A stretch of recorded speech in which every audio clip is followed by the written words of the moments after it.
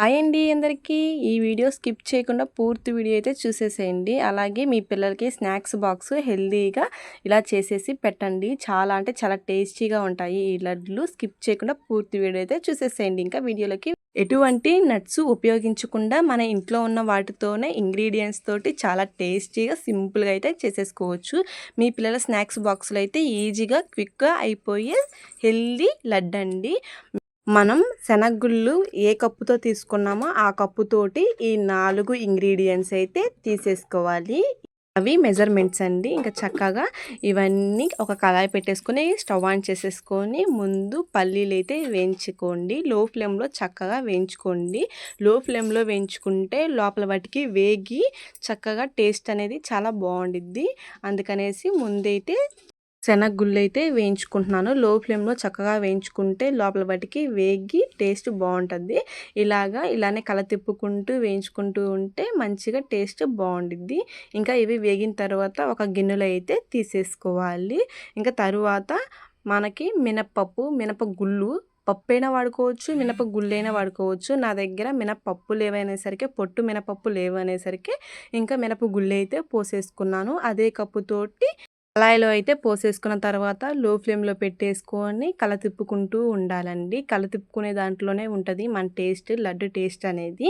ఇలాగా లో ఫ్లేమ్లోనే చక్కగా వేయించుకోవాలి. చూడండి ఇలాగా గోల్డెన్ కలర్లో వచ్చేంత వరకు చక్కగా వేయించుకోవాలి. మినపగుళ్ళు చూడండి కలర్ ఎలా మంచిగా చేంజ్ అయిపోయాయి. ఇంకా ఇవి కూడా వేగిపోయాయి. చక్కగా ఒక ప్లేట్లో అయితే తీసేసుకొని పక్కనైతే పెట్టేసేసుకోవాలి.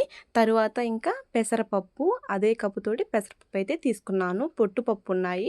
పెసరపప్పు కూడా ఈ కళాయిలో అయితే పోసేసుకొని లో ఫ్లేమ్లో చక్కగా వేయించుకోవాలి. అంతా ఈవెన్గా వేగేదాకా కల తిప్పుకుంటూనే ఉండాలి. కల తిప్పుకుంటూ ఉంటే చక్కగా వేగిపోతాయి. ఈ వేగేలోపు మనం పల్లీలని వేయించుకున్నాం కదా, ఆ పల్లీలని కూడా పొట్టంతా తీసేసుకొని నీట్గా పక్కనైతే పెట్టేసేసుకోవాలి.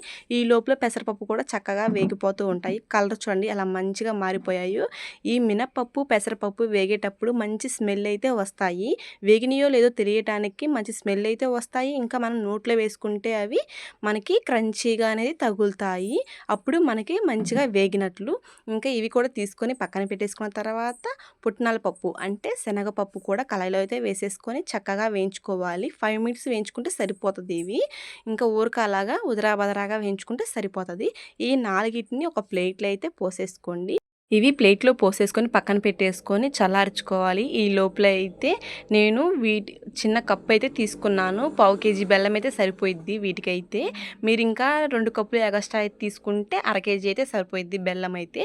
నాకైతే చిన్న కప్పు అయితే ఒకే కప్పు తీసుకున్నా కాబట్టి 1/2 కేజీ అయితే సరిపోయింది. చక్కగా వీటన్నిటిని ముందు శనగిత్తనాలు, మినపప్పు, పెసరపప్పు ఈ మూడింటిని ముందు వేసేసుకోండి. ఎందుకంటే ఇవి సన్నగా ఉంటాయి, క్రంచీగా ఉంటాయి కదా, కొంచెం సేపు మెదగటానికి టైం పట్టిద్ది. అందుకనేసి అయితే ముందు వీటిని అయితే వేసేసుకొని వేయించుకోండి. తర్వాత లాస్ట్న పుట్నాల పప్పు కూడా వేసేసుకొని మెత్తగా ఫైన్ పౌడర్ లాగా చేసుకోవాలి. బరక కాకుండా మెత్తగా ఫైన్ పౌడర్ అయితే కావాలి. అంటే మనం పట్టుకుంటే ఉండవాలి. బెల్లం కూడా ముందుగా దంచి పెట్టుకున్నది కూడా మిక్సీ జార్లో వేసేసుకొని 2 తిప్పులు తిప్పుకున్న తర్వాత బెల్లం కూడా మంచిగా పిండిలో అనేది కలిసిపోయి తీపి అనేది వస్తుంది. ఇంకా కళాయిలో మనం అన్నిటిని వేయించుకున్నాం కదా, అదే కళాయిలో ఈ పొడిని తీసుకొచ్చి వేసేసుకొని బెల్లం గడ్డలు ఏమన్నా ఉన్నాయేమో అనేసి మెత్తగా పిండిని గడ్డలు ఏమన్నా లేకుండా మంచిగా స్మాష్ చేసేసుకోవాలి.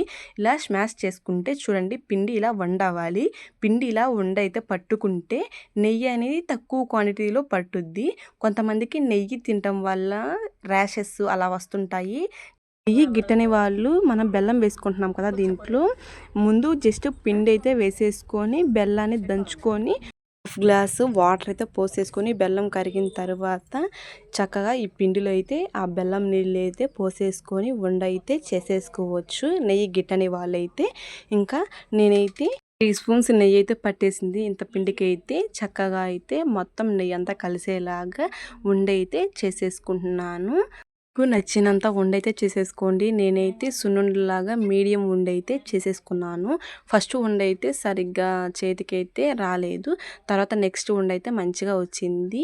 మీకు నచ్చిన విధంగా అయితే ఉండలైతే చుట్టేసేసుకోండి చక్కగా ఇలాగా. ఇంకా మీకు చాప్ చేసేసుకొని డ్రై ఫ్రూట్స్ ఏమన్నా ఉంటే చక్కగా దీంట్లో అయితే కలిపేసుకొని ఉండైతే చుట్టేసుకోవచ్చు. ఈ లడ్డు తినడం వల్ల అంటే డ్రై ఫ్రూట్స్ లడ్డు అవన్నీ చేసేసుకొని తినడం వల్ల అయితే కొంతమందికి డ్రై ఫ్రూట్స్ అనేవి పడవు, ఎందుకంటే మందం అలా అయితే ఉంటాయి. అలా కాకుండా వీటిని మినపప్పు, పెసరపప్పు, ఇంకా శనగగుళ్ళు, పుట్నాల పప్పు వీటి తినటం వల్ల ఎటువంటి గిట్టకుండా ఏమీ ఉండవు. చక్కగా మినపప్పు, పెసరపప్పు తినటం వల్ల మంచి ప్రోటీన్ అయితే ఉంటుంది.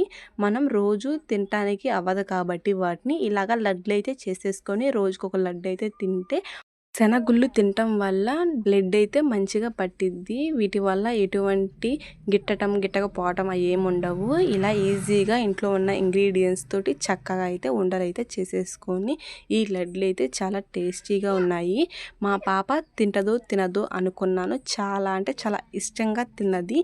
మీ పిల్లలకు కూడా ఇలా హెల్తీగా లడ్లు అయితే చేసి పెట్టండి. ఇలాంటి మరెన్నో వీడియోస్ కోసం నా ఛానల్ని సబ్స్క్రైబ్ చేసేసుకోండి. బాయ్, ఉంటా మరి.